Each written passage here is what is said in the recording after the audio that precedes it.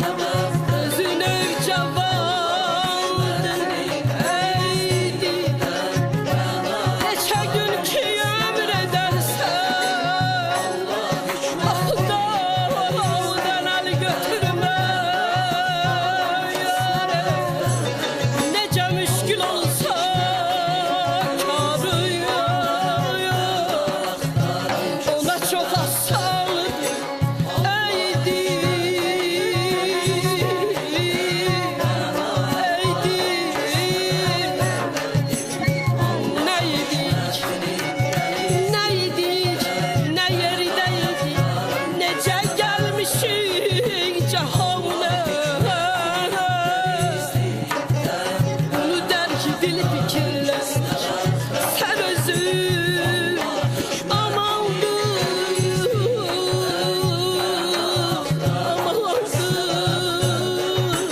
amandır. Eydi, eydi.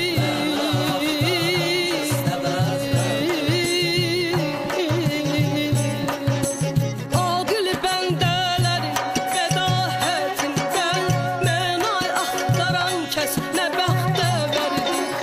Allah hikmətinin dəlizliyindən mənay axtaran kəs nə bəxtə verdi. Aqil bəndələrin bədahətindən mənay axtaran kəs nə bəxtə verdi. Allah hikmətinin dəlizliyindən. Təşəkkürüm. Təşəkkürüm Səkinə xanım. Çox sağ olun. Təşəkkürüm.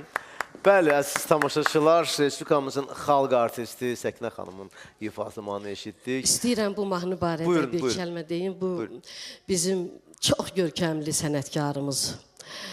Bu günlərdə 88 yaşını qeyd etdiyimiz Əlibaba müəllimin mahnısıdır. Böyük Məxsusi sənətkar. olaraq Böyük mənim sağlamlığımızı üçün getiririk ona. bu mahnını Allah Taala'dan can sağlığı arzulayır. Böyük Amin, sənətkarımız. amin. Yəni onun mahnısı və yeni mahnısı və yeni səsləndi və mən ona buradan elə yenə də onu təbrik edirəm. Ona can sağlığı arzu edirəm ki, bax belə gözəl musiqilərlə hər zaman bizi sevindirsin. Əlbəttə ki, böyük xanəndəmiz, böyük sənətkarımız. Səkinə xanım, biz də sizi təbrik edirik. Qoy